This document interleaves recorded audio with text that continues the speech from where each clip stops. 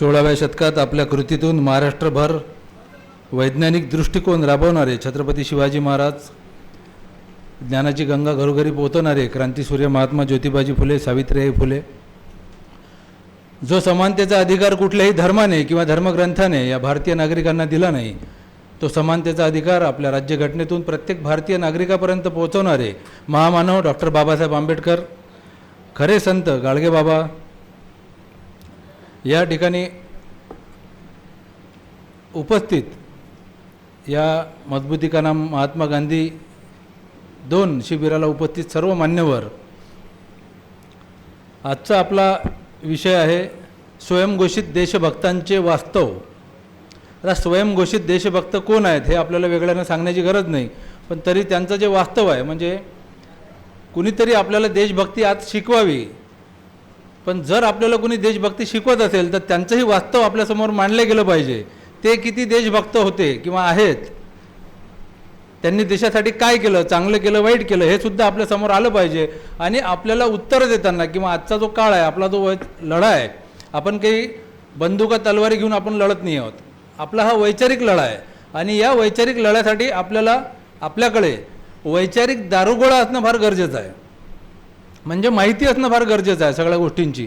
कारण आपल्याला जर कोणाला प्रश्न विचारायचे आहेत तर ते प्रश्न विचारण्यासाठी आपल्याला इतिहासापासून तर आतापर्यंतची वर्तमानातली सगळी माहिती आपल्याकडे असली पाहिजे. त्या अनुषंगानं आजचा आपला विषय आहे स्वयंघोषित देशभक्तांचे वास्तव. कायदा, संविधान याच्याबद्दल आस्था असणे, विश्वास असणे, आपला राष्ट्रध्वज, आपलं राष्ट्रगीत या सर्वांबद्दल प्रेम असणे. आणि देशद्रोह म्हणजे काय, तर या सर्व गोष्टींना विरोध करणे, देशविघातक कारवाया करणे, देशाच्या स्वातंत्र्याला विरोध करणे, कायद्याला, संविधानाला, राष्ट्रगीताला, राष्ट्रध्वजाला विरोध करणे म्हणजे देशद्रोह झाला.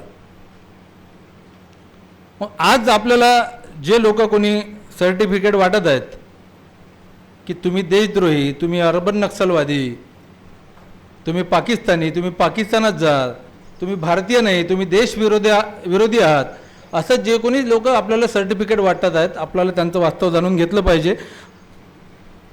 आपला देश स्वतंत्र झाला 15 ऑगस्टला 47ला आणि 15 ऑगस्ट 1947 पासून तर 26 जानेवारी 2002 पर्यंत राष्ट्रीय स्वयंसेवक संघ नावाची जी काही संघटना आहे, त्या संघटनेचं जे मुख्यालय आहे नागपूरचं, त्या नागपूरच्या मुख्यालयावरती तिरंगा ध्वज फडकला नव्हता. केव्हापासून, देश स्वतंत्र झाल्यानंतर 2002 पर्यंत.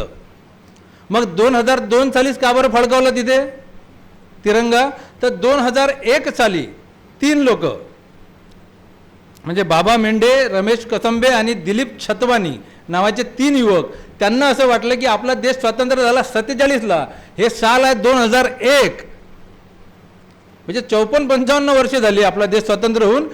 हे RSSच्या मुख्यालयावरती तिरंगा का बरं फडकत नाहीत, म्हणून हे 3 लोक एक बासा म्हणजे बांबू आणि एक तिरंगा ध्वज घेऊन RSSच्या कार्यालयात घुसले आणि तिथे तिरंगा ध्वज लावण्याचा प्रयत्न केला.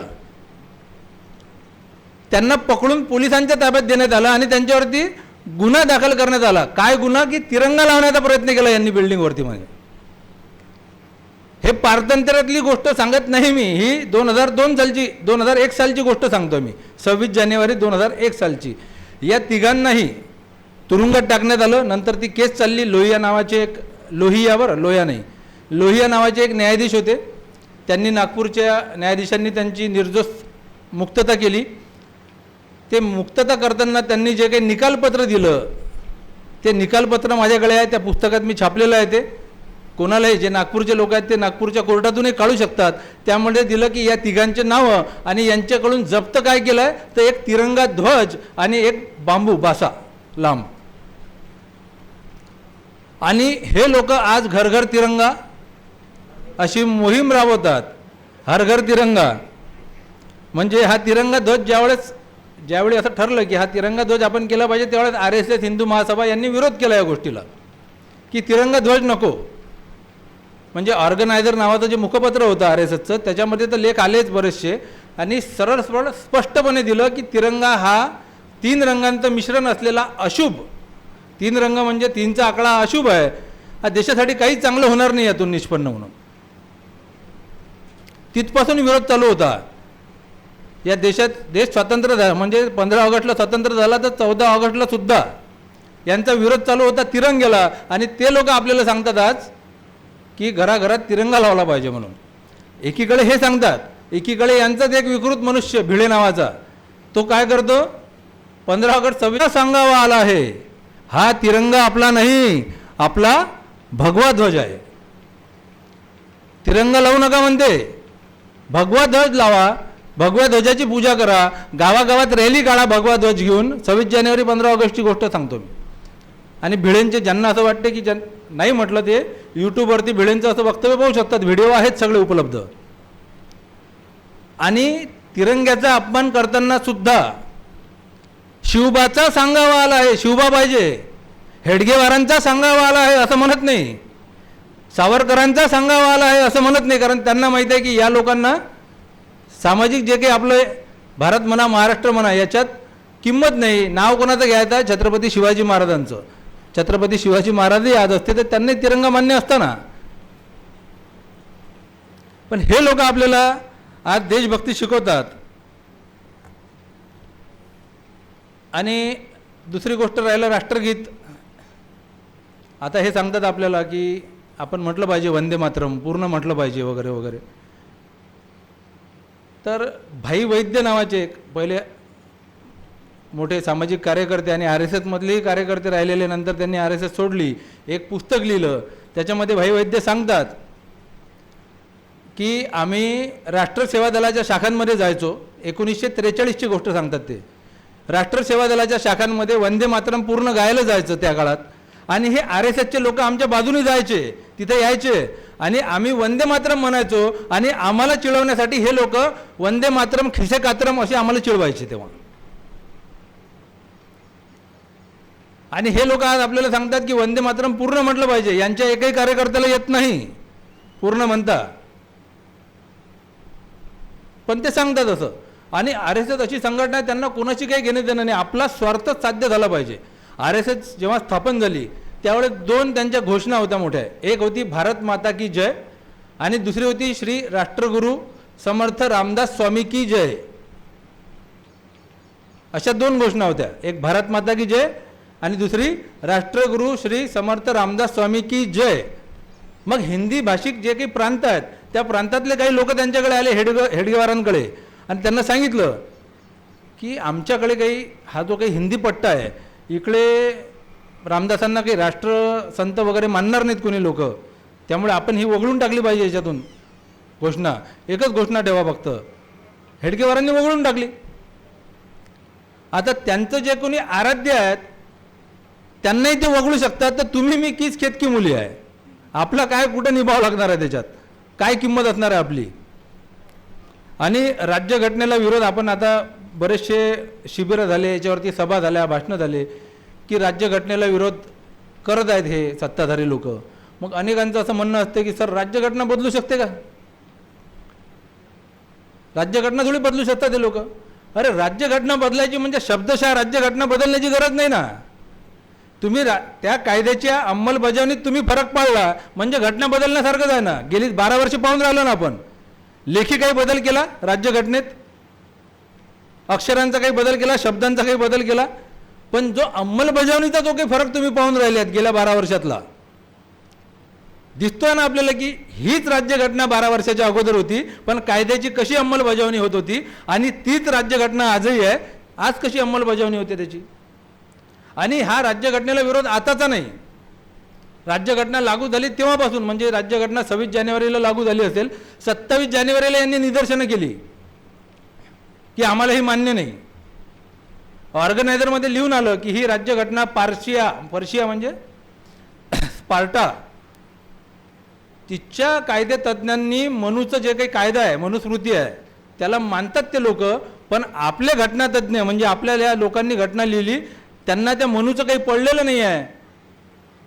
ही घटना म्हणजे परकीय गोधळी आहे, तुकडे जमा करून गोळा केलेली. त्यानंतर कुप्पसी सुदर्शन नावाचे जे काही सरसंघचालक होते त्यांनी तर सरळ म्हटलं होतं की ही घटना किती चांगली असली तरी ते एका अस्पृश्यानं लिहिलेली आहे, त्याच्यामुळे आपण त्याला चांगलं म्हणू शकत नाही.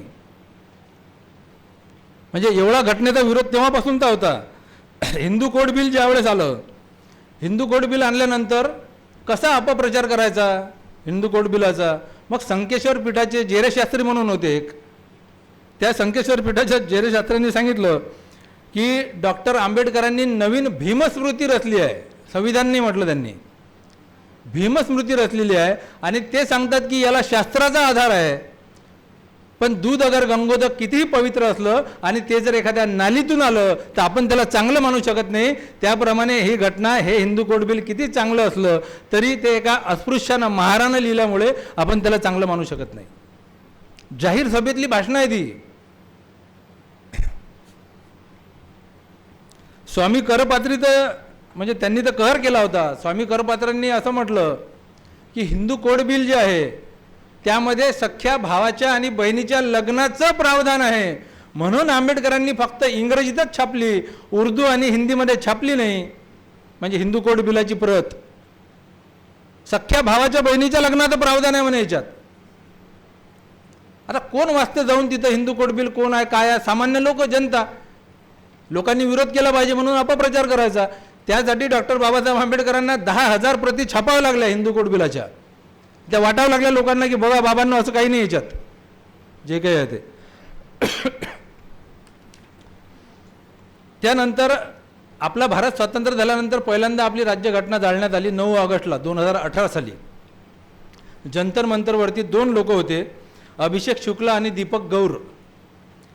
आझाद सेना म्हणून होती त्याची. त्या आझाद सेनेच्या इकडून त्याने राज्यघटनेची प्रत जाळली 2018 साली आणि तिथे घोषणा दिल्या की संविधान जलाओ, देश बचाओ, आंबेडकर मुर्दाबाद अशा घोषणा देत राज्यघटना जाळली. त्यांच्यावरती कोणतीही कारवाई झालेली नाही अजूनपर्यंत.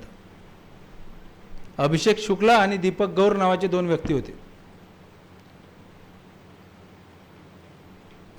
आणि आपल्या इथं काय आहे, आपल्या लोकांना विचार नाही पाहिजे. आपल्या लोकांना प्रतिमेच्या प्रेमात फार आहोत आपण लोक. आपल्याला प्रतिमा फार महत्त्वाच्या. म्हणजे मध्यंतरी दिल्लीमध्ये दादा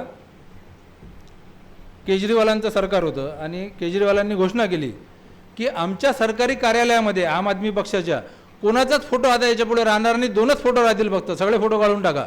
2 फोटो कोणाचे? एक भगतसिंगांचा आणि एक डॉक्टर बाबासाहेब आंबेडकरांचा.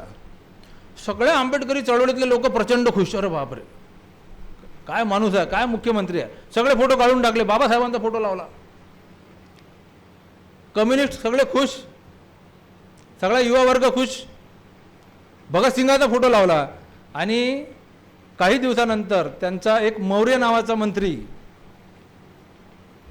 दिल्लीच्या एका सभेमध्ये गेला. धार्मिक कार्यक्रम होता आणि त्या ठिकाणी सार्वजनिक कार्यक्रमातून स्टेजवरून त्यांनी 22 प्रतिज्ञा म्हटल्या. म्हणून भाजपाने ऑब्जेक्शन घेतलं की तुमच्या मंत्र्यांनी जाऊन 22 प्रतिज्ञा म्हटल्या स्टेजवरती. आणि दिल्लीचे मुख्यमंत्री अरविंद केजरीवाल यांनी त्यांच्या मंत्रिमंडळातल्या मंत्र्याला स्टेजवरून 22 प्रतिज्ञा म्हटल्या म्हणून मंत्रिमंडळातून काढून टाकलं. याची कुठं वाच्यता नाही, कोणाला काही दुःखही झालं नाही. कारण फोटो आहे ना बाबासाहेबांबद्दल. आपल्याला विचाराचं काय करायचं आहे? विचार थोडी महत्त्वाचे आहेत. भगतसिंगांचा फोटो लावला ऑफिसमध्ये. त्याच्यानंतरच्या काही दिवसांमध्ये केजरीवालांचं वक्तव्य होतं की आपल्या भारतीय नोटांवरती महालक्ष्मीचा फोटो असला पाहिजे. भगतसिंग कट्टर नास्तिक माणूस, कम्युनिस्ट माणूस. प्रतिमा लावली आहे ना, विचाराचं काय करायचं आपल्याला? पण आपण लोक विचाराच्या प्रेमात पडतो आणि या लोकांनी मग प्रतिमांचा खेळ केला. आज जो काही देश आपला नादाला लावला आहे सगळा, तो फक्त प्रतिमांच्या भरोशावरती. विचार मातीत गाळलेला आहे या लोकांनी. एक महत्त्वाचा संदर्भ सांगतोय मी की हे जे काही आपल्या देशात आज बघतोय आपण, जल जंगल जमीन सगळं काही चाललं आहे, विकलं जात आहे आणि एकाधिकारशाही अशी निर्माण होते आहे. हे कुठून येत आहे सगळं काही? तर विचारधन नावाचं म्हणजे बंच ऑफ थॉट्स नावाचं एक पुस्तक आहे गोळवलकरांचं, माधव सदाशिव गोळवलकर, दुसरे सरसंघचालक RSSचे. त्यांचं पुस्तक आहे. त्या पुस्तकामध्ये त्यांनी एक पॅरेग्राफ दिलेला आहे, मी थोडासा वाचून दाखवतो. 4 ओळी आहेत त्या. त्याच्यावरून आपल्याला लक्षात येईल की यांना पुढे आपल्या देशामध्ये काय करायचं आहे. त्यांचं म्हणणं आहे, आपल्या देशाच्या घटनेतून संघराज्याची संपूर्ण चर्चा कायमची समाप्त करून टाकावी. संघराज्याची चर्चा कायमची समाप्त करून टाकावी. एका राज्याच्या म्हणजेच भारताच्या अंतर्गत अनेक स्वायत्त किंवा अर्धस्वायत्त राज्यांचे अस्तित्व संपवून टाकावे. एक देश, एक राज्य, एक विधानमंडळ, एक शासन संस्था जाहीर करणे हे भारतीय संघराज्य पद्धती नष्ट करण्याच्या दिशेने टाकलेले सर्वात महत्त्वाचे पाऊल असेल आणि यासाठी देशाची संघराज्यात्मक घटना बदलून एकात्म शासन पद्धतीची घटना तयार करावी. याच दिशेने आपल्या देशाची सध्या वाटचाल चालू आहे. गोळवलकरांचं पुस्तक आहे विचारधन, पान नंबर 207 वरती हा पॅरेग्राफ आहे. बंच ऑफ थॉट्स इंग्रजीत नाव आहे त्या पुस्तकाचं, विचारधन हे मराठीत नाव आहे. आणि राष्ट्रध्वज, राष्ट्रगीत आणि राज्यघटना तिघांनाही विरोध करणारे हे लोक आपल्याला आज देशभक्ती शिकवतात. आणि आपण जे काही देशाच्यासाठी चांगल्या गोष्टी सांगायला गेलो की आपल्याला देशद्रोही म्हणतात हे लोक, ठरवतात. यांची स्वातंत्र्य लढ्यातली भूमिकासुद्धा आपण समजून घेतली पाहिजे. स्वातंत्र्य लढा ज्यावेळेस सुरू होता त्यावेळेस हे लोक काय करत होते, तर गोळवलकरांनी एक किस्सा सांगितला आहे हेडगेवारांचा, की ज्यावेळेस असहकार आंदोलन सुरू होतं आपल्या देशामध्ये त्यावेळेस काही युवक आले हेडगेवारांकडे आणि हेडगेवारांना सांगितलं त्यांनी की गुरुजी असहकार आंदोलन चांगलं पेटलं आहे देशात आणि असं वाटतं की आता स्वातंत्र्य जवळ आलं आपलं, तर आपण आता स्वातंत्र्य लढ्यात सहभाग घेतला पाहिजे, आपण सक्रिय सहभागी झालो पाहिजे. हेडगेवारांनी सांगितलं की बाबा तुला सक्रिय सहभाग घ्यायचा आहे, पण तू जर तुरुंगात गेला तर मग काय होईल, या लढ्यात सापडला तर.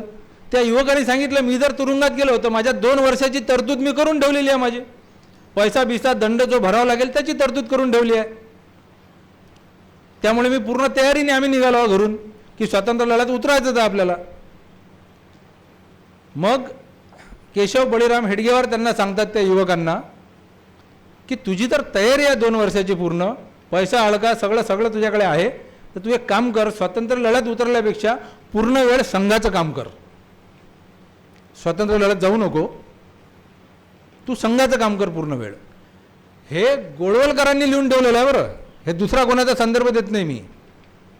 आणि त्या मुलांनी पुन्हा ते स्वातंत्र्य लढ्यातही दिसले नाही आणि संघातही दिसले नाही, ते मुलं ते निघून गेले तिथून. म्हणजे स्वतः तर काही करायचं नाही, स्वतः कधी यांनी भाग घेतला नाही स्वातंत्र्य लढ्यात, कायम ब्रिटिशांच्या बाजूने राहिले. जे लोक ब्रिटिशांच्या विरोधात लढत होते हे लोक त्या क्रांतिकारकांच्या विरोधात लढत होते. अनेक लोक होते ना त्यावेळेस, आपलं काय ऑब्जेक्शन आहे, आपलं अनेक लोक होते त्यावेळेस जे स्वातंत्र्य लढ्यात उतरले नाही, भीतीपोटी घाबरले असतील, नाही हिंमत झाली त्यांची. मग संघाचे लोक उतरले नाही स्वातंत्र्य लढ्यात, याच्याबद्दल आपलं ऑब्जेक्शनच नाही आहे. अनेक लोक नाही उतरले, तुम्ही नाही उतरले, घाबरले तुम्ही, ठीक आहे बाकीच्यांसारखं. पण जे लोक त्यावेळेस लढत होते त्यांच्या विरोधात तुम्ही लढत होते, ब्रिटिशांच्या पोलिसांकडे तुम्ही मुखबरा करत होते त्या लोकांच्या. आणि आज आम्हाला देशभक्ती शिकवता, अरे किमान गप्प बसा ना, तुम्ही काही नाही केलं त्यावेळेस.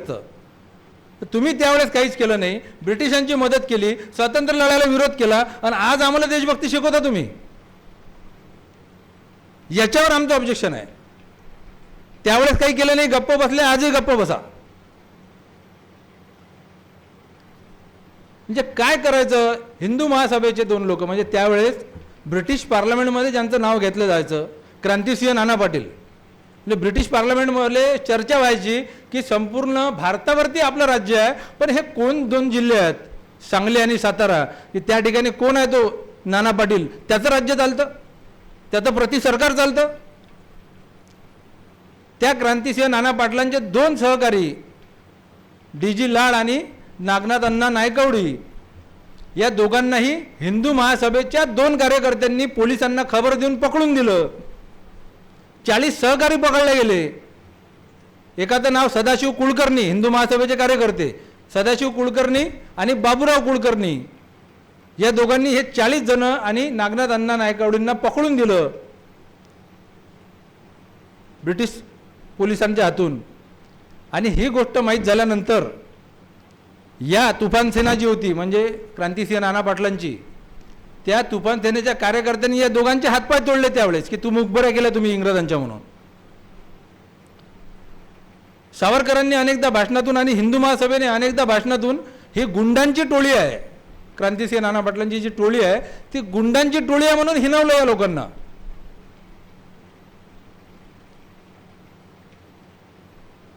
आपल्या गोळवलकरांनी तर असं लिहिलेलं आहे की महात्मा गांधीच्या नेतृत्वात जे काही देशभक्तांनी स्वातंत्र्य लढ्यात सहभाग घेतला ते नालायक देशभक्त होते. नालायक शब्द वापरला आहे.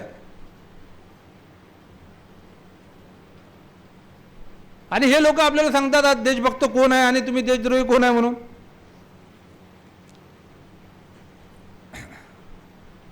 भगतसिंग सुखदेव राजगुरूंच्या फाशीचा विषय आता आज आपला गांधीचा विषय नाही, त्यामुळे भगतसिंग सुखदेव राजगुरू यांची फाशी थांबवण्यासाठी महात्मा गांधींनी काय केलं हे मी सांगणार नाही. ते पुढचे सत्रांमध्ये आपल्या येणारच आहे सगळं डिटेलमध्ये काय आहे काय नाही. पण यांना जेव्हा फाशी दिल्या जात होती त्यावेळेस RSS काय करत होती. आज ते प्रश्न विचारतात की गांधींनी काय केलं भगतसिंगांची फाशी थांबवण्यासाठी. काहीच केलं नाही.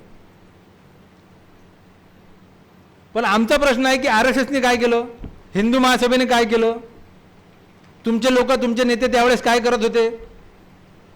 भगतसिंगांना फाशी झाल्यानंतर हे वाईट घटना घडली. एखादं पत्र तुम्ही ब्रिटिशांना लिहिलं, एखादा अर्ज केला, एखादा आंदोलन, एखादा सत्याग्रह केला तुम्ही की या 3 युवकांना फाशी देऊ नका म्हणून. म्हणजे हे आंदोलन सत्याग्रह सोडा, या तिघांना फाशी झाल्यानंतर ब्रिटिशांच्या धाकानं हे वाईट घटना घडली असंही म्हणायची ज्यांची हिंमत नव्हती ते लोक आज प्रश्न विचारतात की गांधींनी भगतसिंगांची फाशी थांबवण्यासाठी काय केलं. आणि मी नेहमी बोलत असतो आणि अत्यंत जबाबदारीनं बोलतो की भगतसिंगांच्या फाशीला हेडगेवारांची मूक संमती होती. केशव बळीराम हेडगेवारांची भगतसिंगांच्या फाशीला मूक संमती होती. आणि हे माझं वाक्य जर तुम्हाला खोडून काढायचं असेल तर तुम्हाला RSSचं किंवा हेडगेवारांचं किंवा गोळवलकरांचा एक प्रयत्न दाखवावा लागेल असा की त्यांनी भगतसिंगांची फाशी थांबवण्यासाठी केला. त्यांनी कधीच कोणता प्रयत्न केला नाही. शांतपणे पाहत होते सगळं काही. ते एवढं मोठं जालियनवाला बाग हत्याकांड झालं, एक शब्द नाही RSSचा, हिंदू महासभेच्या कोणत्या कार्यकर्त्याचा एक लेख लिहिला नाही कधी. निषेधाचा एक शब्द नाही, कुठं नोंद नाही. कशाचे तुम्ही देशभक्त.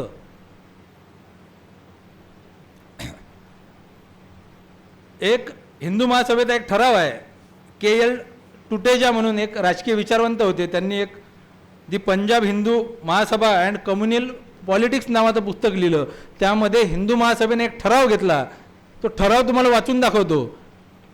हिंदू महासभेने ब्रिटिशांसाठी घेतलेला ठराव आहे तो. ब्रिटिशांसाठी काय म्हणतात ते, भूतकाळात दुर्दैवाने ताटातूट झालेल्या 2 आर्य शाखांचे आता दयाघन परमेश्वराच्या कृपेने पुनर्मिलन झालेले आहे. म्हणजे भूतकाळात ताटातूट झाली होती 2 आर्य शाखांची. म्हणजे कोण, ब्रिटिश आणि हे हिंदू महासभेवाले, हे कट्टरवादी लोक RSS वाले आणि हिंदू महासभेवाले. हे म्हणतात की आपण आर्य, आपल्या शाखांची ताटातूट झाली होती अगोदर, पण तुमचं ब्रिटिशांचं राज्य आमच्या देशावर आल्यामुळे आपलं पुनर्मिलन झालेलं आहे. त्यात तुम्ही जे अधिक सुसंस्कृत आहात, ज्ञानी आहात, त्यांनी आम्ही जे अडाणी आणि मागासलेलं राहिलो यांच्यावर राजकीय प्रभुत्व प्रस्थापित करावे, आम्हाला मार्गदर्शन करून संरक्षण द्यावे, ही परमेश्वराचीच योजना आहे. हे सांगा तुम्ही. हे ब्रिटिशांसाठीचे शब्द आहेत या लोकांचे. ठराव घेतलेला आहे तो. ज्यावर सूर्य कधीच मावळत नाही अशा साम्राज्याचे आम्ही एकनिष्ठ नागरिक आहोत हे आम्ही आधीच सिद्ध केले असून आम्हाला त्याचा अभिमान वाटतो. ब्रिटनच्या सम्राटाकडेच हा विशेषाधिकार असाच कायम राहावा ही आमची मनोमन इच्छा आहे. म्हणजे तुम्ही ब्रिटिश इथंच राज्य करत राहावे ही आमची मनोमन इच्छा आहे असा ठराव घेतात. आणि आज आपल्याला सांगतात की आम्ही देशभक्त आहोत. 8 जून 1942च्या भाषणात गोळवलकरांनी असं म्हटलं होतं की या देशाच्या आजची जे काही म्हणजे तत्कालीन जो काही पारतंत्र्य गुलामी आपल्या देशावरती आली होती त्या अवस्थेला कारणीभूत कोण आहे. ब्रिटिशांना दोष देणे योग्य नाही.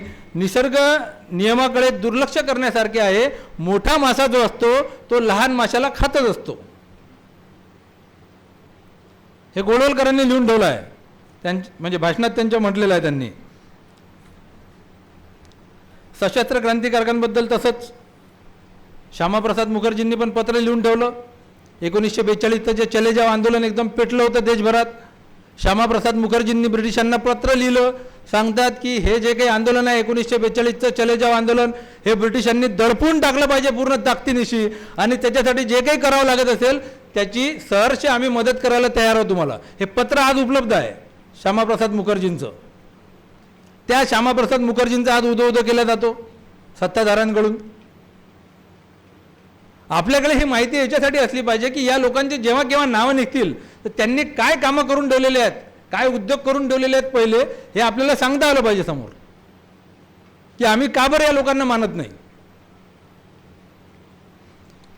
हेडगेवारांनी आता हे आज मगाच सांगितलं आपल्या अगोदरच्या वक्त्यांनी की पटेल, नेहरू आणि सुभाषबाबू यांना हायजॅक करतात हे लोक. यांच्याकडे स्वतःचे नेते नाहीत की ज्यांना जगात मान्यता असेल म्हणून मग सुभाषबाबूंना घ्यायचं, सुभाषबाबूंचा पुतळा बांधायचा, लोकांना सांगायचं की आम्ही किती मोठे भक्त आहोत सुभाषचंद्र बोसांचे. सुभाषचंद्र बोस जेव्हा त्रिपुरा काँग्रेसचं अधिवेशन झालं तिथं अध्यक्ष ठरले सुभाषबाबू की काँग्रेसचे अध्यक्ष. मग सुभाषबाबूंनी ठरवलं की आता सामाजिक ज्या काही चळवळी आहेत आपल्या देशातल्या त्या सगळ्या चळवळीतल्या नेत्यांना आपण भेटावं, त्यांना आपण समजावून सांगावं की आपण काय केलं पाहिजे आता पुढे. म्हणून त्यांनी काय केलं, एक शहा नावाचे स्वतःचे PA होते, त्यांना पाठवलं. हे बाळाजी हुद्दार नावाचा एक स्वयंसेवक होता, त्याला सांगितलं की नेताजी सुभाषचंद्र बोसांना हेडगेवारांना भेटायचं आहे तर तुम्ही माझी भेट घालून द्या त्यांच्यासोबत. मग हे बाळाजी हुद्दारांना कळलं. त्यावेळेस हेडगेवार कुठं होते, नाशिकला. बाळासाहेब रघाटे नावाचे त्यांचे एक मित्र होते नाशिकला, त्यांच्या घरी हेडगेवार मुक्कामी होते. त्या ठिकाणी हे बाळाजी हुद्दार गेले. त्यांनी सांगितलं त्या ठिकाणी सगळ्या स्वयंसेवकांसोबत हेडगेवार बसलेले होते. हास्यविनोद सुरू होता घरामध्ये. आणि जसे बाळाजी हुद्दार गेले त्यांनी सांगितलं की गुरुजी, डॉक्टर साहेब, हेडगेवारजी, आपले सुभाषचंद्र बोस आता काँग्रेसचे अध्यक्ष झालेले आहेत आणि त्यांची इच्छा आहे की ते तुम्हाला भेटावं एकदा. तर त्यांचे शहा म्हणून PA बाहेर आलेले आहेत, तर मला वाटतं तुम्ही एकदा भेटून घ्यावं सुभाषबाबूंना. हेडगेवार म्हणतात, अरे बाळाजी, माझी तब्येत बरी नाही, मला बरं वाटत नाही.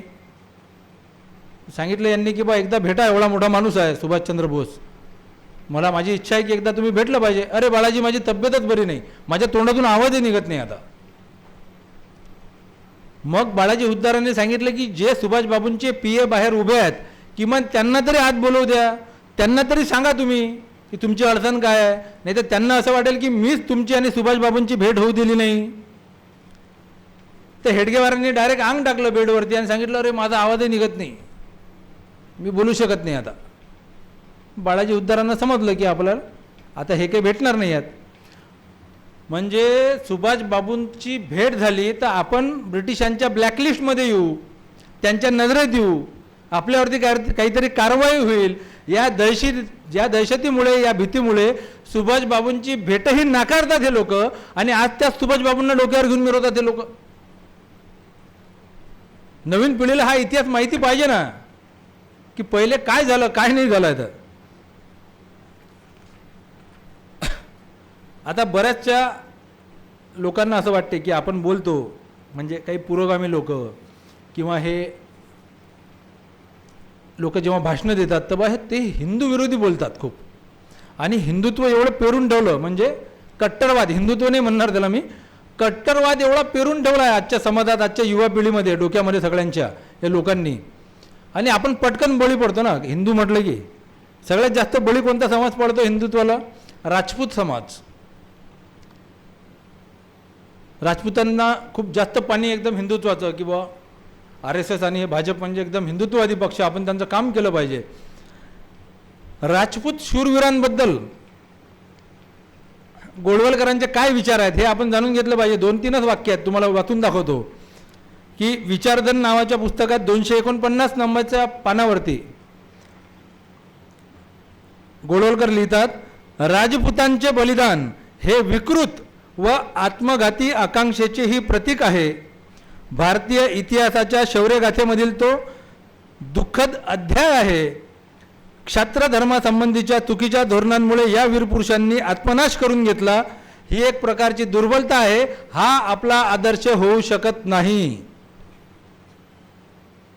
हे राजपूत शूरवीरांबद्दलचे विचार आहेत, विचारधनमध्ये लिहिलेले. RSSच्या जे कोणी लोक आज भाजप RSSमध्ये असतील राजपूत समाजाचे, त्यांना आपण प्रश्न केला पाहिजे की तुम्हाला हे RSS भाजपचे विचार मान्य आहेत का? हा प्रश्न आपण त्यांना केला पाहिजे. गोळवलकरांनी विचारधनच्या 269 नंबरच्या पानावरती लिहिलं की संभाजीला हाल हाल करून त्याचा वध केला.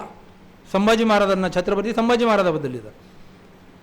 संभाजीला हाल हाल करून त्याचा वध केला. वध कोणाचा करतो आपण? जो राक्षस असतो, खलनायक असतो, त्याचा वध केला जातो. आणि छत्रपती संभाजी महाराजांबद्दल वध शब्द वापरणारे लोक, त्यांच्यासाठी कोण हिरो असू शकतो? कोण नायक असेल त्यांचा? औरंगजेबच असेल ना. मरणारा जर खलनायक आहे त्यांच्यासाठी, त्याच्यासाठी वध शब्द वापरतात. मारणारा हिरो असला पाहिजे त्यांचा. औरंगजेब हिरो असल्याशिवाय कोण संभाजीला वध झाला म्हणणार आहे? म्हणजे हे आताचे नाहीत, हे असे महापुरुषांचे अपमान अनेक वर्षापासून सुरू आहेत. मध्येच कोणीतरी कोश्यारी नावाचा एक विकृत माणूस उभा राहतो आणि सांगतो की शिवाजी हा जुना आदर्श होऊन गेला. शिवाजी जुना आदर्श झाला, आता नवीन आदर्श नितीन जैद वगैरे असं त्यांनी ते वक्तव्य केलं होतं मध्यंतरी. आता आपल्याला असं वाटते की हे कुठून आलं हे मध्ये शिवाजी जुना आदर्श झाला म्हणून? याच्या डोक्यात आता कसं काय आलं हे? तर सावरकरांनी त्यांचा 6वा खंड म्हणजे समग्र वाङ्मय जे आहे सावरकरांचं, त्याच्या 6व्या खंडामध्ये एक शेंदापूरचा गणपती नावाचं एक नाटक लिहिलं आहे त्यांनी, सावरकरांनी. त्याच्यामध्ये सावरकर असं लिहितात की शिवाजी आता जुना आदर्श झाला, नवीन आदर्श आमचा नरू न्हावी आहे. शिवाजीचं चरित्र ऐकून ऐकून तुमचे कान आता किटले असतील. आमच्या नरू न्हाव्याचा वस्तारा शिवाजीच्या तलवारीपेक्षा जास्त तळपतो. हे सावरकरांनी तेव्हा लिहून ठेवलं आहे. आता फक्त हे लोक त्या आठवणींना उजाळा देऊन राहिले आहेत. आपल्याला वाटते मध्येच कुठून आलं हे सगळं काही. आणि फक्त याच महापुरुषांचा नाही, आपण आता पाहतोय मागच्या काही दिवसांमध्ये की गोविंदगिरी असतील, ते बागेश्वर असेल, तो शिवाजी महाराजांचा अपमान केला. मध्येच तो अनिल मिश्रा उभा राहतो ॲडव्होकेट, बाबासाहेबांचा अपमान करतो, घटनाच लिहिली नाही. अरे बाबासाहेबांनी घटनाच लिहिली नाही तर मग कशाला ते दोष देता, सांगता कशाला? एवढं सगळं मी तुम्हाला जे मगा उदाहरणं सांगितले की राज्यघटनेला विरोध करताना बाबासाहेबांना कशा शिव्या घातल्या या लोकांनी. जर BN राव यांनी घटना लिहिली असती तर BN रावला शिव्या घातल्या असत्या ना RSS भाजपनी. मध्ये तो भिडे नावाचा विकृत माणूस महात्मा फुलेंवरती, सावित्रीबाईंवरती बोलतो, ब्रिटिशांचे एजंट म्हणतो, देशद्रोहाचे शिक्के लागले म्हणतो यांना, जाहीर असं बोलतो या महाराष्ट्रात. ही यांची परंपरा आहे. यांच्या केसालाही धक्का लागत नाही. आपली अशी अवस्था करून ठेवली आहे ना देशाची की एक राहुल गांधी नावाचा खासदार मोदी चोर आहे असं म्हणतो एका भाषणात. त्याची खासदारकी रद्द होते, त्याचं घर जप्त होते, त्याच्यावरती गुन्हे दाखल होतात. आणि इथं प्रत्यक्ष भिडे नावाचा माणूस राष्ट्रपित्याचाच बाप बदलतो. महात्मा गांधीचा बाप मुस्लिम होता म्हणतो. महात्मा फुलेंबद्दल अशा शब्दात बोलतो की इथं मी त्या भाषणातून बोलू शकत नाही. त्याच्या केसालाही धक्का लागत नाही. पण मोदी चोर आहे म्हटलं तर खूप काही होऊन जातं. अशी आजची आपली अवस्था करून ठेवलेली आहे सगळी. आणि मग सरांनी विषय काढला होता अगोदरच्या वक्त्यांनी हिंदू राष्ट्राचा, फाळणी आणि हिंदू राष्ट्र. या लोकांनी पहिलेपासून आपल्याला जे काही यांचं सगळं काही RSS असो, हिंदू महासभा असो, ह्या संघटना वाढल्या कशाच्या जोरावरती? मुस्लिम द्वेषावरती. आणि 3 अशा संघटना होत्या ज्यांनी या स्वातंत्र्य लढ्यात भाग घेतला नाही. एक हिंदू महासभा, एक राष्ट्रीय स्वयंसेवक संघ आणि तिसरी मुस्लिम लीग मोहम्मद अली जिनांची. या तिघांनी कधी स्वातंत्र्य लढ्यात भाग घेतला नाही. एकमेकांच्या द्वेषावरती मोठ्या झाल्या या संघटना. मग ते म्हणतील मुस्लिम राष्ट्र करायचं आहे किंवा आम्हाला मुस्लिम राष्ट्र पाहिजे, हे म्हणतील आम्हाला हिंदू राष्ट्र पाहिजे. हिंदू राष्ट्र कोणतं पाहिजे? आज आपले पंतप्रधान हिंदू आहेत, आपले गृहमंत्री हिंदू आहेत, तिन्ही सेना दलाचे प्रमुख हिंदू आहेत, आपले सरन्यायाधीश हिंदू आहेत. जेवढे काही जजेस असतील आपल्या ह्याच्यातले त्यातले 97% जजेस हिंदू आहेत. जेवढे काही राज्य आहेत आपल्या देशात त्यातल्या 4 राज्याचे मुख्यमंत्री सोडले तर सगळे मुख्यमंत्री हिंदू आहेत. आणखी कोणतं हिंदू राष्ट्र पाहिजे आपल्याला? काय वेगळं पाहिजे? आज जी काही घटना आहे, जे काही नियम आहेत, जो काही कायदा आहे, त्याच्यापेक्षा काय वेगळं पाहिजे आपल्याला? हे जाहीर करा ना एकदा तुम्ही, आणि लोकांना ठरवू द्या की तुम्हाला हे मान्य आहे की नाही. घटना बदलायची आहे की नाही? बदलून टाकू घटना, चला. पण डॉक्टर बाबासाहेब आंबेडकरांनी जे काही घटनेतून आम्हाला दिलं आहे त्याच्यापेक्षा जास्त काय देणार आहात तुम्ही ते सांगा ना. ते जास्त द्यायचं सोडा, जे आहे तेही काढून घेऊन राहिलात तुम्ही लोक. वरून म्हणता हिंदू राष्ट्र. अरे बाबांना, हिंदू राष्ट्र, अखंड हिंदू राष्ट्र म्हणजे काय गंमतचा खेळ आहे? इथं 8 दिवस युद्ध चालू शकलो नाही आपण. 8 दिवसात आपल्याला थांबावं लागलं. अखंड हिंदू राष्ट्र म्हणजे पाकिस्तान, अफगाणिस्तान, बांगलादेश, नेपाळ, भूटान, म्यानमार सगळं आलं त्याच्यात. आज आपल्या देशात 14.5% मुस्लिम आहेत. 80% हिंदू आहोत आपण. 80%, 14.5% मुस्लिम आहोत आपण. हे सगळे जर अफगाणिस्तान, पाकिस्तान, बांगलादेश जर सगळे एकत्र केले 40% मुस्लिम होतील ना. हे 14.5% तुम्हाला सहन होत नाहीत, 40% सहन होणार आहेत. आज आपल्या देशात जे काही सरकार बसलेलं आहे केंद्रात, ते 33 ते 37% मतं घेऊन बहुमतात आलेलं सरकार आहे. 33 ते 37%. 40% मुस्लिम झाले तर काय होईल? आणि हे फक्त स्वप्न आहेत. म्हणजे पाकिस्तान, अफगाणिस्तान, बांगलादेश हे खूप दूर राहिले. एक भूटान नावाचा छोटासा देश येणाऱ्या 50 वर्षात घेऊन दाखवा यांनी. कोणाला शक्य नाही ना आज. वरून नेहरूच्या नावानं बोंबा मारायच्या की नेहरूने एवढं मोठं युद्ध चालवलं. अजून चालवलं असतं तर काय झालं असतं? 8 दिवस अजून चालवलं असतं तर पाक व्याप्त काश्मीर होता की नाही, आला असतं ना आपल्या भारतात. यांनी मध्येच युद्ध बंद करून टाकलं. मग आता हे जे ऑपरेशन सिंदूर राबवलं तुम्ही, 8 दिवस चालवा लागत होतं ना अजून शिल्लक. घेऊन टाकायचा असता तो पाक व्याप्त काश्मीर. का बरं 8 दिवस चालू दिलं नाही अजून? ज्यावेळेस पाक व्याप्त काश्मीर आपला त्या पाकिस्तानात गेला, ते युद्ध किती दिवस चाललं? 2 दिवस 4 दिवस चाललं. तब्बल 1 वर्ष 2 महिने युद्ध सुरू होतं. 1947 सालातली गोष्ट आहे ती. 22 सप्टेंबरला युद्ध सुरू झालं 47 मध्ये. 1 जानेवारी 1949ला संपलं ते. 1 वर्ष 2 महिने तब्बल युद्ध चालू होतं. 47ला देश स्वतंत्र झालेला. आपल्याकडे जो काही दारूगोळा होता सगळा अर्धा अर्धा वाटलेला, काहीच नव्हतं आपल्याकडे. तब्बल 1 वर्ष 2 महिने युद्ध चाललं. अजून 2-4 दिवस चालवलं असतं तर काय झालं असतं? 8 दिवस चालवलं असतं तर भेटलं असतं. हे गोष्टी सांगणारे लोक आता हे प्रश्न विचारत नाहीत, कारण ऑपरेशन सिंदूर झालं. आता त्यांना अनुभव आला की नाही, हा सोपा विषय नाही आहे. दोष देणं सोपं आहे दुसऱ्यांना.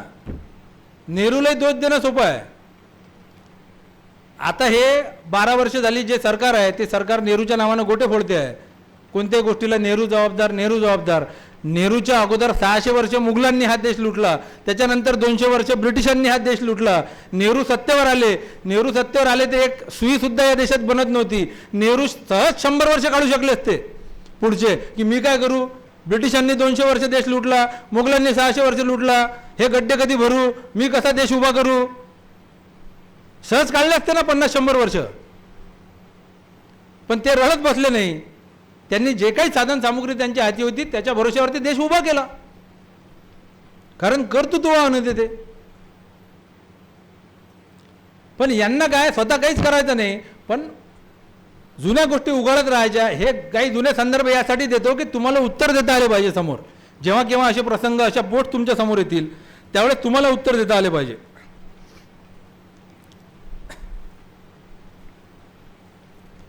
आता हिंदू राष्ट्राचा विषय आपला चालू होता. हिंदू खतरे में है, हिंदू धोक्यात आहे. कधी कधी मला खरंच वाटते की आता खरंच हिंदू धोक्यात आहे. कारण पहिले मोहन भागवत बिंदास फिरायचे कुठेही, काही सिक्युरिटी काहीच गरज नव्हती काँग्रेसच्या काळात.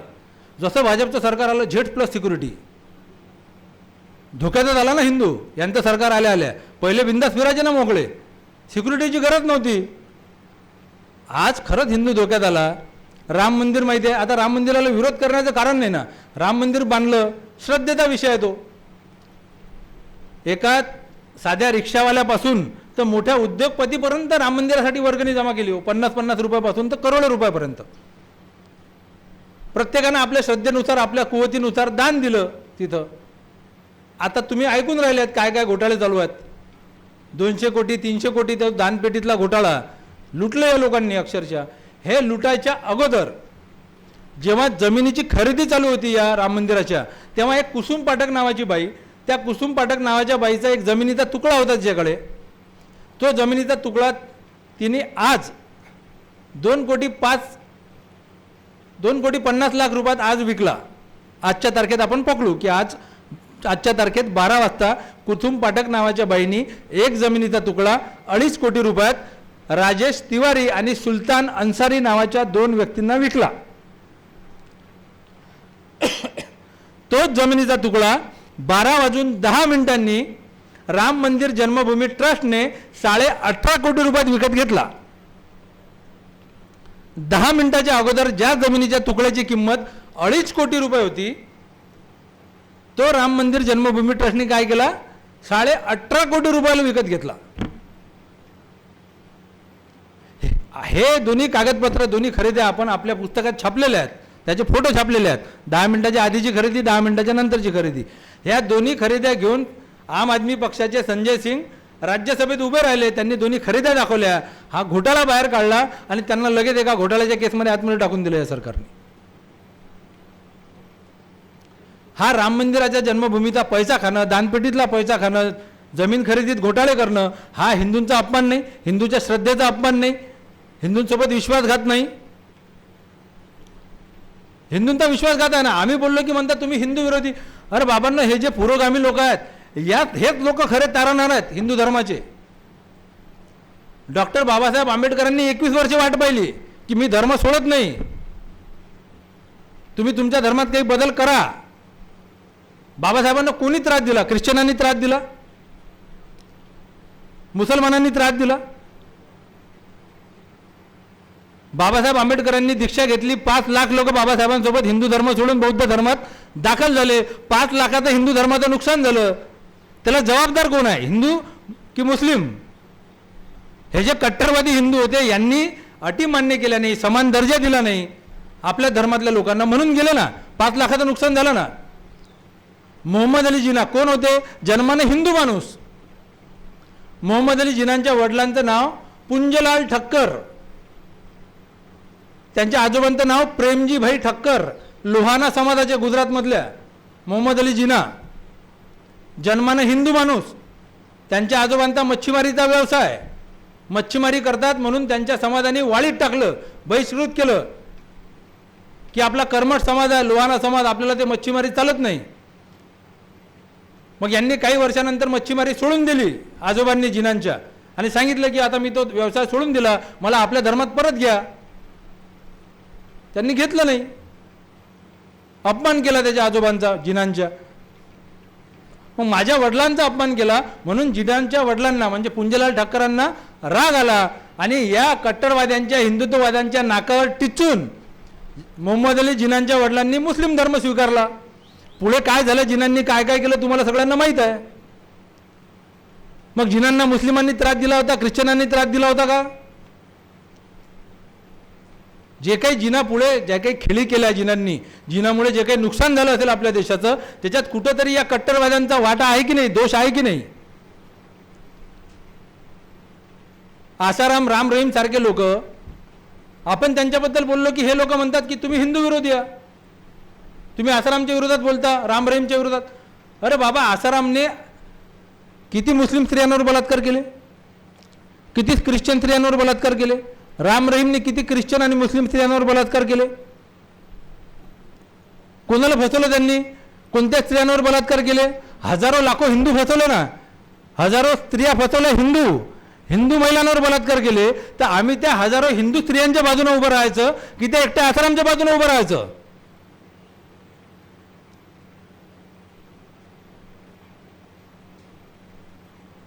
हे हिंदू धर्माचं रक्षण हे करावं लागेल ना. या लोकांनी, कट्टरवाद्यांनी, जे स्वतःला कट्टरवादी म्हणतात, या लोकांनी आसाराम, राम रहीम सारख्यांना बहिष्कृत केलं पाहिजे धर्मातून की तुम्ही हिंदू धर्मियांची फसवणूक केली म्हणून. आणि हा कोणता धर्म आहे की तू आसारामने बलात्कार केला तर हिंदू धर्म बदनाम होत नाही, पण आपण म्हटलं आसाराम बलात्कारी आहे तर हिंदू धर्म बदनाम होतो?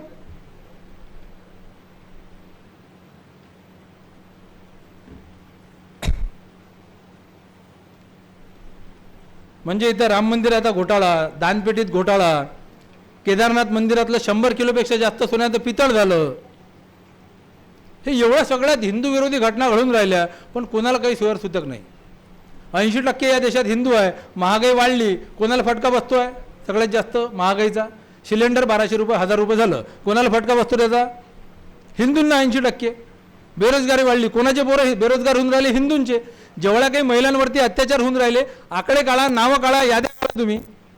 हिंदूच महिला आहेत सगळ्यात जास्त. हे हिंदूंसाठी कर्दनकाळ सरकार आहे, किंवा हे लोक जे आहेत कट्टरवादी स्वतःला हिंदूंचे तारणहार जे म्हणवतात, हे कर्दनकाळ लोक आहेत हिंदूंचे. हे सांगावं लागेल ना लोकांना. हिंदू हिंदू म्हणून किती दिवस फसवणार आम्हाला तुम्ही. आणि फक्त हा मंदिरातले घोटाळे नाही, तर या देशातले मंदिरं जेवढे या सरकारच्या 12 वर्षात पाळल्या गेले आहेत, म्हणजे मंदिरं मी नवीन बांधलेले म्हणत नाही, मणिकर्णिका घाट शेकडो वर्ष पहिले बांधलेला अहिल्यादेवी होळकरांनी, तो पाळून टाकला या सरकारने. काशी कॉरिडॉरच्या नावाखाली प्राचीन मंदिरं ज्यांचे पुराणांमध्ये उल्लेख होते असे मंदिरं पाळून टाकले शेकडो. पण कोणत्याच हिंदूंना हे सरकार हिंदू विरोधी वाटत नाही एवढं करू नये.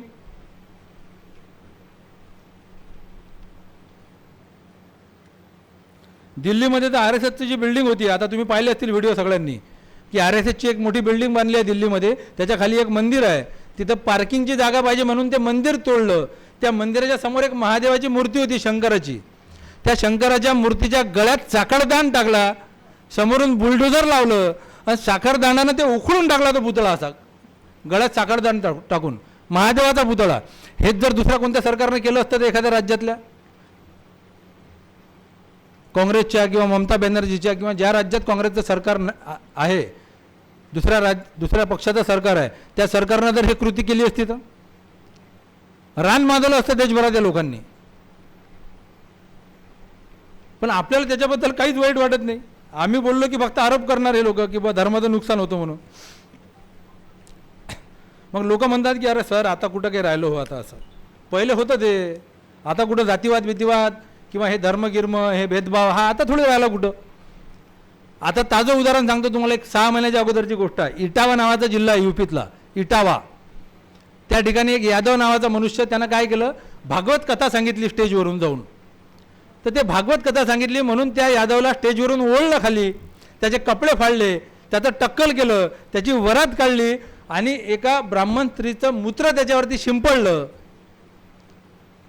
मारहाण केली त्याला. त्याची जे हार्मोनियम असते ना ते फोडून टाकली आणि तू शूद्र आहेस, तुला हे सांगायचा अधिकार नाही कथा सांगायचा, म्हणून मारहाण केली. आता 6 महिन्याच्या अगोदरची गोष्ट आहे. त्याच्या पेपरमधल्या न्यूज आणि व्हिडिओ न्यूज ह्या सगळ्याच्या सगळ्या यूट्यूबवरती आता उपलब्ध आहे, तुम्ही कधी पाहू शकता.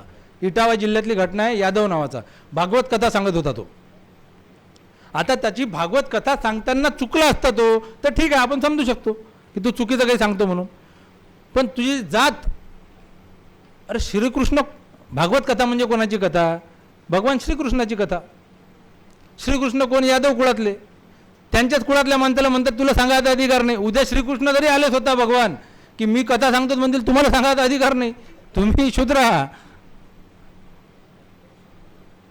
हे आता घडतं ना, सध्या या काळात घडतं ना हे सगळं. आपण मागे चाललो ना, आपला प्रवास परतीचा सुरू झालेला आहे ना, हा थांबवावा लागेल आपल्याला कुठंतरी. आणि ह्या अशा घटना घडल्या की हे हिंदुत्ववादी कुठंच दिसत नाहीत. शेतकरी आंदोलन असो, ते ओबीसींचं किंवा मराठ्यांचं आंदोलन असो, हे नीटचं आंदोलन असो, कुठं हे कट्टर हिंदुत्ववादी दिसतात तुम्हाला? कुठंतरी येतात तुमच्या मदतीसाठी, म्हणतात की आम्ही येतो मदतीला म्हणून, कुठंच दिसणार नाही ते लोक. आणि हा जो काही कट्टरवादी विचार आहे की नाही, जो काही धर्म आहे, धर्म अगोदर कसा होता आता मी त्याच्या खोलात जात नाही, पण धर्मात आपण सुधारणा करत करत इथपर्यंत आलो. धर्मातल्या ज्या वाईट गोष्टी होत्या त्या काढून टाकल्या आपण आणि इथपर्यंत पोहोचलो. स्वतः स्वामी विवेकानंद सांगायचे की अगोदर आपल्या इथं जर कोणीतरी जर पाहुणा आला आपल्या घरी तर एक उत्तम बैल मारून त्याला पाहुणचार केला जायचा आपल्या इथं पहिले, उत्तम बैल मारून. पण नंतर शेतीला आपला प्रॉब्लेम येत होता, शेतीला जनावरं कमी पडत होती म्हणून आपण ती प्रथा बंद केली. अशा अनेक प्रथा बंद झाल्या जुन्या. मग आता हे कट्टरवादी काय करतात, विज्ञानाला शिव्या देतात.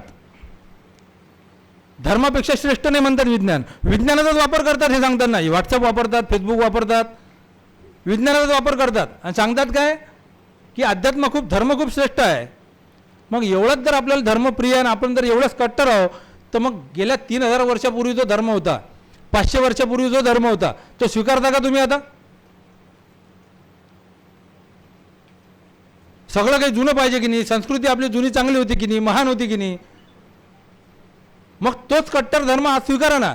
आपल्या ज्या काही मुली बहिणी बायका ज्या काही नोकरी करत असतील त्यांना घरी बोलवा, घरी बसवा, ज्या शाळेत आपण मुली टाकल्या असतील आपल्या शिकायला, त्यांना घरी बसवा, शिक्षणाचा अधिकार नाही. आपल्या बहिणींचे किंवा ज्या काही बाया विधवा झाल्या असतील त्यांना पुनर्विवाहाचा अधिकार नाही. जर आपला जावई वारला तर आपल्या बहिणीला चितेत लोटून द्या तुम्ही. आहे का हिंमत तुमच्यात? करान का तुम्ही? आता स्वीकारा, तर मग पूर्ण स्वीकारा तसाच्या तसा. जे काही विदेशात पाठवले ना तुम्ही सगळेच्या सगळे वापस बोलवा. आपले विदेशातले मुलं बिलं बायका पोरं जे काही पाठवले, कारण समुद्र ओलांडायचा नसतो, धर्मात सांगितलं आपल्या. बोलवा वापस सगळेजण, पाठवू नका, त्यांचे शुद्धीकरण करून घ्या.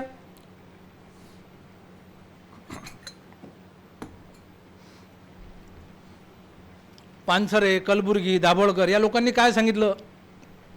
यांना सगळ्यांना काय म्हणतात? धर्मविरोधी आहे म्हणतात. ते श्याम मानवे बोलले की म्हणतात धर्मविरोधी आहेत. अरे या लोकांच्या भाषणं काढा सगळे, आणि कोणाच्याही भाषणात मला असं वाक्य दाखवा की हिंदूंनो तुम्ही हिंदू धर्म सोडून द्या आणि तुम्ही मुस्लिम धर्म स्वीकार करा म्हणून. असं म्हटलं का या लोकांनी कधी? तुम्ही हिंदू धर्म सोडून द्या, ख्रिश्चन धर्म स्वीकार करा, असं म्हटलं का कधी या लोकांनी? या लोकांनी सांगितलं की आपल्या धर्मातल्या ज्या वाईट गोष्टी आहेत, ज्या आपण वेळोवेळी काढत आलो, अशा एक एक एक एक गोष्ट हे काढून टाका, आपला धर्म अधिक शुद्ध बनवा, चांगला बनवा, हेच सांगितलं. तर हे म्हणतात तुम्ही हिंदू विरोधी आहात.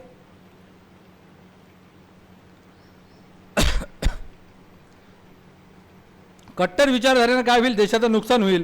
आजही या कट्टर विचारधारेला बळी पडतात आपले अनेक युवक. आणि काय झालं, मागं त्या क्रिसमसला अनेक युवकांनी तोडफोड केली. क्रिसमसच्या जे काही सजावटी होत्या त्या तोडून टाकल्या. काही मुस्लिमांचा कुठेतरी सण साजरा होत असेल तिथं घुसणार कोणीतरी, तिथं तोडफोड करतील. हे करत असताना आपण विचार करत नाही की आपले हिंदू बांधव या जगभरात पसरलेले आहे. असा कोणता देश नाही ज्या ठिकाणी हिंदू राहत नाही आपल्या देशातला. तिथं तो नोकऱ्या करतो, तो आपल्या परिवाराला घेऊन राहतो. लाखोंच्या संख्येनं तिथे हिंदू आहे विदेशात. आपण जर इथं वाईट वागलो मुस्लिमांसोबत किंवा ख्रिश्चनांसोबत, त्यांचे सण इथं वर्षातून एकदा साजरा होणारा ख्रिसमस त्या दिवशी तोडफोड करता. मग आपले हिंदू जर का विदेशात कुठं दिवाळी साजरी करायला बसले आणि तिथल्या लोकांनी जर मारहाण केली, तोडफोड केली, दिवाळी साजरी करू दिली नाही, मग काय म्हणाल तुम्ही त्यांना? तिथं जर का परदेशी लोक आपल्या हिंदू लोकांसोबत वाईट वागले तर त्याला संपूर्ण जबाबदार कोण लोक? हे कट्टरवादी लोक, जे इथल्या अल्पसंख्याकांसोबत वाईट वागतात, ते लोक संपूर्ण जबाबदार आहेत त्याला. ते लोक मनावर घेत नाही म्हणून ठीक आहे, पण याचा त्रास त्यांना सहन करावा लागू शकतो ना पुढे चालून. मुस्लिमांचा एवढा द्वेष म्हणजे भारत स्वतंत्र होण्याच्या अगोदर काय सांगायचे हे कट्टरवादी RSS हिंदू महासभेवाले, की या मुस्लिमांना अरब राष्ट्रांची खूप निष्ठा आहे. मग भारत पाकिस्तान दोन देश वेगळे झाले, मग हे सांगतात की पाकिस्तानसोबत यांची निष्ठा आहे खूप. मग स्वातंत्र्य लढ्याचा जर इतिहास आपण खोदून काढला सगळा, तर त्या स्वातंत्र्य लढ्यात सहभाग घेणारे जे काही मुस्लिम लोक होते त्यांचे जर मी नावं काढले ना, नावं, तर 500 पानांचं पुस्तक होईल त्याचं. 500 पानांचं. ज्यांनी बलिदान दिलं, फासावर गेले, तुरुंगात गेले, लाठ्या खाल्ल्या, असे किमान 500 पानाचं पुस्तक होईल एवढे मुस्लिम होते. तुम्ही मला 2 नावं सांगून द्या की जे फासावर गेले RSSचे माणसं स्वातंत्र्य लढ्यात. 2 नावं सांगून द्या हिंदू महासभेचे जे फासावर गेले माणसं स्वातंत्र्य लढ्यात. मुस्लिमाला कोणत्या तोंडाने शिव्या देता तुम्ही? म्हणजे अशफाकुल्ला खान असतील, सय्यद शाह रहमत असतील, अली मोहम्मद सिद्दीकी, खान अब्दुल गफार खान, बेगम हजरत महल, अजिजन बाई, त्यानंतर अजगरी बेगम, बाई अम्मा, अनेक अशा महिला होत्या, पुरुष होते. आणि जो आझाद हिंद सेना जी स्थापन केली होती सुभाषबाबूंनी, त्या आझाद हिंद सेनेत अब्दुल अजीज, अहमद खान, चिरायदीन, अल्ताफ हुसेन असे अनेक लोक होते जे सुभाषबाबूंच्या आझाद हिंद सेनेतही लढले. मुस्लिम लोक शेकडो होते, पण RSS मधला कोणीच नव्हता तो यांच्या बाजूने लढला. उलट ज्या वेळेस हिंदू आपले आझाद हिंद फौजेचे लोक म्हणजे सुभाषचंद्र बोसांची जी सेना होती, त्या सेनेचे लोक जेव्हा ब्रिटिशांच्या विरोधात लढत होते त्यावेळेस सावरकर आवाहन करत होते लोकांना की तुम्ही ब्रिटिशांच्या सैन्यात सहभागी व्हा म्हणून. आणि आज सांगतात की आम्हाला अखंड भारत पाहिजे. अखंड भारत कोणी म्हटलं पाहिजे? ज्यांनी हा भारत अखंड राहावा यासाठी आयुष्यभर प्रयत्न केले त्या लोकांनी म्हणावं आज की हा देश आम्हाला अखंड पाहिजे होता म्हणून. सावरकरांनी काय केलं? ज्यावेळेस फाळणी चालू होती आपल्या देशाची त्यावेळेस हे लोक काय करत होते? डॉक्टर राजेंद्र प्रसादांनी सरदार पटेलांना पत्र लिहिलं. त्या पत्रात ते लिहितात की फाळणीच्या वेळेसचा काळ हा, दंगली भडकलेले आहेत सगळीकडे, आणि डॉक्टर राजेंद्र प्रसाद लिहितात सरदार पटेलांना पत्रात की माझ्या कानावरती अशी बातमी आली की हे राष्ट्रीय स्वयंसेवक संघाचे लोक हिंदूंचा वेश परिधान करून मुस्लिम मोहल्ल्यात जातात, तिथं हल्ला करून पळून येतात आणि मुस्लिमांचा वेश परिधान करून हिंदू मोहल्ल्यात जातात आणि तिथं हल्ला करून पळून येतात, जेणेकरून दोन्ही समाजामध्ये दंगली निर्माण झाल्या पाहिजेत. याने वातावरण चिघळेल खूप, याचा आपण वेळीच बंदोबस्त केला पाहिजे. हे लोक दंगली भडकत होते. सावरकरांनी पत्र लिहिलं कोणाला? त्रिवेंद्रम म्हणजे आजचं केरळ राज्य आहे, तिथच्या दिवाणानं घोषित केलं की आम्ही या अखंड हिंदुस्थानात सामील होणार नाही, आम्ही आमचं स्वतंत्र हिंदू राष्ट्र वेगळं घोषित करतो. सावरकरांनी पत्र लिहिलं त्या त्रिवेंद्रमच्या दिवाणाला अभिनंदनाचं, की तुमचं अभिनंदन करतो की तुम्ही या अखंड भारतात सामील झाले नाही, तुम्ही तुमचं वेगळं राष्ट्र घोषित केलं म्हणून. सरदार तारासिंग नावाचे पंजाबचे तत्कालीन मोठे नेते, त्यांना सावरकरांनी पत्र लिहिलं की तुम्ही या अखंड हिंदुस्थानात सामील होऊ नका, तुमचं खलिस्तान वेगळं मागा तुम्ही. ब्रिटिश राणीला पत्र लिहिलं सावरकरांनी की हा जो संपूर्ण हिंदुस्थान आहे या जगामध्ये एकच हिंदू नरेश आहे, नेपाळ नरेश, नेपाळचा राजा. हा संपूर्ण हिंदुस्थान त्या नेपाळ नरेशाच्या स्वाधीन करावा, हे सावरकरांनी लिहिलेलं सगळं गोष्ट. आणि हेच ज्यांना खंड खंड तुकडे तुकडे पाळायचे या देशाचे, तेच काय म्हणतात? आम्हाला अखंड हिंदू राष्ट्र पाहिजे. म्हणजे सावरकरांना शिक्षा कशा? बऱ्याचदा मी बोलतो सावरकरांवरती, अनेक ठिकाणी व्याख्यानं दिले तर मग तिथं कोणीतरी असा उभा राहतो आणि तो म्हणते सावरकरांबद्दल तुम्ही असेच बोलले तसेच बोलले. मग मी त्यांना म्हणतो बाबा तू एखादं काही चांगलं सांग. सावरकरांना शिक्षा कशासाठी झाली होती? शिक्षा कशासाठी झाली होती? 50 वर्षाची शिक्षा झाली सावरकरांना. कशासाठी झाली होती? एक अनंत कान्हेरे, कर्वे आणि देशपांडे नावाचे 3 युवक, त्यांना एक पिस्तूल पुरवली सावरकरांनी. लंडनवरून एका मुस्लिम व्यक्तीच्या हातून ती पिस्तूल पाठवली लंडनवरून. त्याच्यासाठी 25 वर्षाची शिक्षा झाली. आणि राजद्रोहाचा गुन्हा, सरकारच्या विरोधात तुम्ही कारवाई करून राहिले, तशी 25 वर्ष, असे 50 वर्षाची शिक्षा झाली. भोगली किती? 10 वर्ष 6 महिने, 10 वर्ष 3 महिने काहीतरी काळ आहे तो, त्या तुरुंगात भोगली शिक्षा. आता त्या तुरुंगात अनेक लोक होते ज्यांना अशी शिक्षा झाली, एकटे सावरकर नव्हते. अनेकांना तो त्रास सहन झाला नाही, अनेकांनी आत्महत्या केल्या, अनेकांनी सहन केला, काही जण तिथंच मेले त्रास सहन करता करता. पण कोणीच अर्ज लिहिला नाही ब्रिटिशांना की आम्हाला सोडण्यात यावं इथून म्हणून. आता आपण असं बोललं की तुम्ही म्हणतात ब्राह्मणांच्या विरोधात बोलता. अनंत कर्वे, देशपांडे हे कोण होते? अनंत कान्हेरे, कर्वे, देशपांडे कोण होते? ब्राह्मण होते. या मुलांनी ते पिस्तूल घेऊन जॅक्सन नावाच्या अधिकाऱ्याचा खून केला जाऊन, इंग्रज अधिकाऱ्याचा, आणि फासावर लटकले ते लोक. त्याच्यासाठी तुम्ही मागत नाही की यांना स्वातंत्र्यवीर म्हणा, यांच्यासाठी भारतरत्न पुरस्कार द्या यांना म्हणून. तुम्ही साने गुरुजीचं नाव घेत नाही, विनोबाचं नाव घेत नाही. एकच माणूस ज्यांनी इतक्या वेळ माफीनामे लिहिले. आणि बऱ्याचदा काय होते, काही जण असतात उत्तर देतात आपल्याला, छत्रपती शिवाजी महाराजांना तर बहुत तह केले होते सर. सावरकरांनी पण माफीनामे लिहिले, तो स्ट्रॅटेजीचा भाग होता त्यांच्या. ठीक आहे ना, आम्ही समजू शकतो माफीनामे लिहिले, याच्यावर आमचं ऑब्जेक्शन नाही. लिहिले, त्यांना वाटलं आपण लिहू अर्ज आणि बाहेर निघू, आपण काही हरकत नाही. बाहेर निघाल्यानंतर त्या छत्रपती शिवाजी महाराजांनी जे काही तह केले होते, तहात जे काही किल्ले लिहून दिले होते औरंगजेबाला, ते सगळेच्या सगळे किल्ले येत्या 6 महिन्याच्या आतमध्ये पुन्हा जिंकून घेतले होते सगळे. जे काही लिहून दिलं त्यातला एकही शब्द पाळला नाही, पुन्हा त्यांच्या विरोधात युद्ध पुकारलं. सावरकरांनी त्यांच्या अर्जामध्ये जो जो शब्द लिहून दिला, तो शब्द पाळला. आयुष्यभर ब्रिटिशांच्या विरोधात कधी एक शब्द उच्चारला नाही, लिहिला नाही, एक लेख नाही, एक भाषण नाही, एक आंदोलन नाही, एक सत्याग्रह नाही, मरेपर्यंत पाळलं त्यांनी ते. मार्गारेट लॉरेन्स नावाच्या महिलेवरती बलात्काराचा प्रयत्न झाला 1908 साली, सावरकरांनी केला. त्याच्यात त्यांनी 4 महिन्याची शिक्षा भोगली लंडनमध्ये. मग मला एक गोष्ट सांगा तुम्ही, की या ठिकाणी मी उदाहरण नेहमी देतो की या ठिकाणी साप निघाला आणि सगळे ओरडायला लागले, रे साप साप साप, मारा मारा मारा, सापाला मारा, काळी आणा काळी आणा.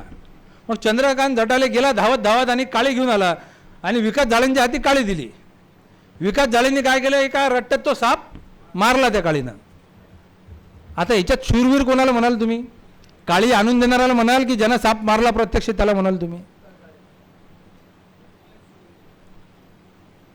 मग ज्यांनी लंडनहून पिस्तूल पाठवलं त्यांना स्वातंत्र्यवीर आपण म्हणायचं की ज्यांनी ते पिस्तूल प्रत्यक्ष हातात घेऊन 18 वर्षाचे कोवळे पोरं अनंत कान्हेरे, कर्वे, देशपांडे त्यांनी जॅक्सनच्या छातीत गोळ्या घातल्या, फासावर गेले, त्यांच्यासाठी का बरं मागत नाही? त्यांना का बरं स्वातंत्र्यवीर म्हणत नाही? ज्या माणसाने एका महिलेवर बलात्काराचा प्रयत्न केला, 4 महिने शिक्षा भोगली, अशा माणसासाठी भारतरत्न पुरस्कार मागणे म्हणजे भारतरत्न पुरस्काराचा अपमान नाही का? अनेक लोकांनी तिथं शिक्षा सहन केल्या, एकाने माफी मागितली नाही, मेले तिथं, शेवटी जीव दिला, तो त्रास सहन नाही झाला तर, पण माफी मागितली नाही. त्याच्यापैकी एकाचंही नाव तिथच्या अंदमान निकोबारच्या विमानतळाला तुम्ही देत नाही. कोणाचं नाव देता? सावरकरांचं. किती शोकांतिका आहे.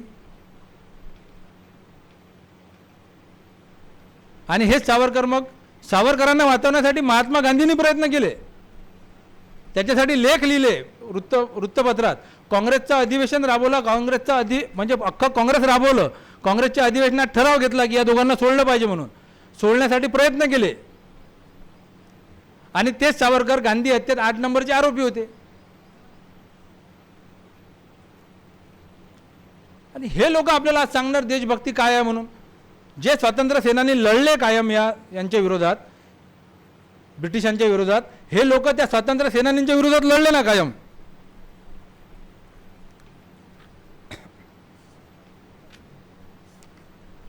आता संघ संस्कारी नेत्यांबद्दल काही जास्त मांडत नाही, वेळही कमी आहे, वेळ बराच झाला आहे. संघ संस्कारी नेते आपल्याला माहितीच आहेत सगळे.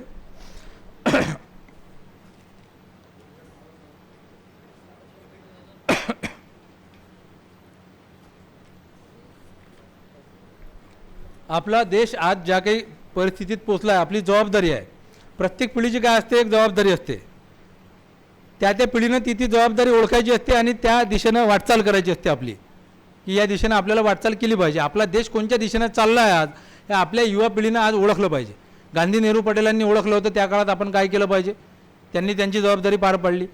छत्रपती शिवाजी महाराजांच्या काळात महाराजांनी, मावळ्यांनी जबाबदारी ओळखली. आज आपण आपली जबाबदारी ओळखली पाहिजे, कारण आज देश फार अत्यंत वाईट स्थितीत आलेला आहे आपला. म्हणजे आपल्याला जे काही वेळोवेळी अगोदरच्या सरकारला दूषणे दिले जातात, म्हणजे खूप वाईट वाटते की इथं जे काही हल्ले झाले, आता जेवढे आतंकवादी हल्ले आपल्या इथं व्हायचे अगोदरही, आता मुंबईचा बॉम्बस्फोट झाला होता, त्याच्यानंतर मुंबईचा बॉम्बस्फोट झाल्या आपल्या इथच्या मुख्यमंत्र्यांनी, म्हणजे राज्याचा मुख्यमंत्री, राज्याचा गृहमंत्री, देशाचा गृहमंत्री, सगळ्यांनी राजीनामे दिले. ज्या लोकांनी हल्ला केला होता मुंबईवरती त्यांचा पूर्ण खात्मा केला पोलिसांनी, आणि जो एक वाचला होता कसाब नावाचा त्याला फाशी दिली. हे सगळं झालं त्यावेळेस, राजीनामे झाले, कारवाई झाली सगळी. त्याच्यानंतर जे काही म्हणजे पुलवामा असेल, पहलगाम असेल, आता दिल्लीतला अटॅक, एवढे काही हल्ले होऊन राहिले आहेत. एकावरती कारवाई नाही, कोणाची जबाबदारी नाही, कोणी राजीनामा देत नाही. उलट संरक्षण मंत्री आपले राजनाथ सिंग काय म्हणतात, हे काही पहिलेचं सरकार नाही, इथं राजीनामे होत नसते म्हणतात ते. म्हणजे एवढं उघड सांगतात ते की राजीनामे या ठिकाणी होत नसतात. म्हणून आपली जबाबदारी आहे की आपल्याला जे संविधानानं दिलेलं आहे आपल्याला त्याची किंमत नाही. आपल्या अगोदरच्या पिढीनं जे काही स्वातंत्र्य उपभोगलं ना त्याची किंमतही त्यांनी, आपण जे काही स्वातंत्र्य उपभोगलं याचीही किंमत आपल्या अगोदरच्या पिढीनं मोजली आहे, म्हणून आपण स्वातंत्र्य उपभोगलं. आपल्याला या स्वातंत्र्याची किंमत नाही. एक छोटासा किस्सा सांगतो. 2009 साली ओबामा आले भारतात आपल्या इथं. एक भेट होती ओबामांची, अमेरिकेचे राष्ट्राध्यक्ष, आणि मनमोहन सिंगांचं सरकार होतं. मनमोहन सिंगांना भेटताना त्यांनी एक पुस्तक दिलं भेट. त्या पुस्तकात त्यांनी लिहिलं वरती की या जगातल्या सगळ्यात जुन्या लोकशाहीकडून या जगातल्या सगळ्यात मोठ्या लोकशाहीला सप्रेम भेट, असं त्यांनी त्या पुस्तकावर लिहिलं. तिथं सीताराम येचुरी उपस्थित होते, कामगार नेते. सीताराम येचुरीने म्हटलं नाही, हे गोष्ट बरोबर नाही आहे, हे खोटी गोष्ट आहे.